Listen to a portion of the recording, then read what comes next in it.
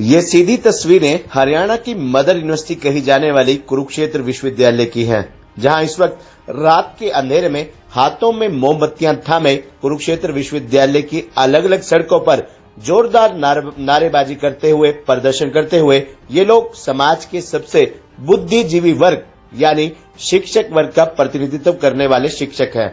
प्रदर्शन कर रहे ये तमाम शिक्षक कुरुक्षेत्र विश्वविद्यालय में बतौर प्रवक्ता, रीडर, प्रोफेसर अपनी सेवाएं प्रदान कर रहे हैं। ये सभी शिक्षक कूटा यानी कुरुक्षेत्र यूनिवर्सिटी टीचर्स एसोसिएशन के बैनर तले पुरानी पेंशन बहाल करने की मांग को लेकर जोरदार प्रदर्शन कर रहे हैं। ये शिक्षक कूटा हरियाणा में पुरानी पेंशन लागू करने के लिए 19 फरवरी को मुख्यमंत्री आवास का भी घेराव करेंगे।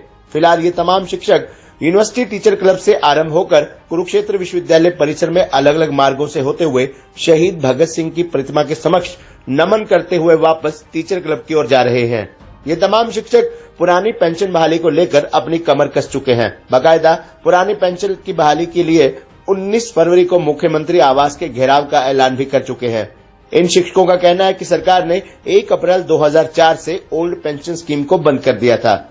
पुरानी पेंशन पाने वालों के लिए जीपीएफ सुविधा उपलब्ध है, जबकि नई पेंशन योजना में जीपीएफ नहीं है। जीपीएफ पर ब्याज दर निश्चित है, जबकि एनपीएस पूरी तरह से शेयर पर आधारित है।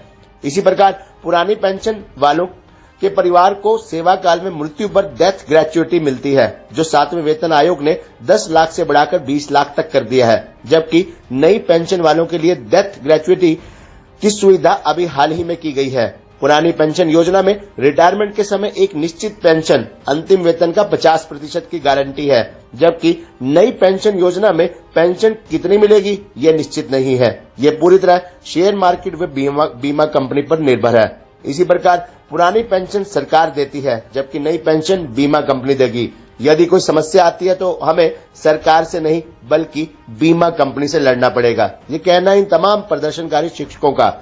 पुरानी पेंशन के लिए वेतन से कोई कटौती नहीं होती, जबकि नई पेंशन योजना में वेतन से प्रतिमाह 10% की कटौती निर्धारित है।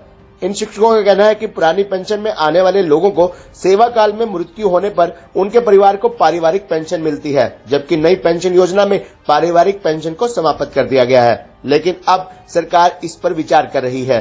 पुरानी पेंशन पाने वालों को हर 6 माह बाद महंगाई तथा वेतन आयोगों का लाभ भी मिलता है, जबकि नई पेंशन स्कीम में फिक्स पेंशन मिलेगी, महंगाई या वेतन आयोग का लाभ नहीं मिलेगा।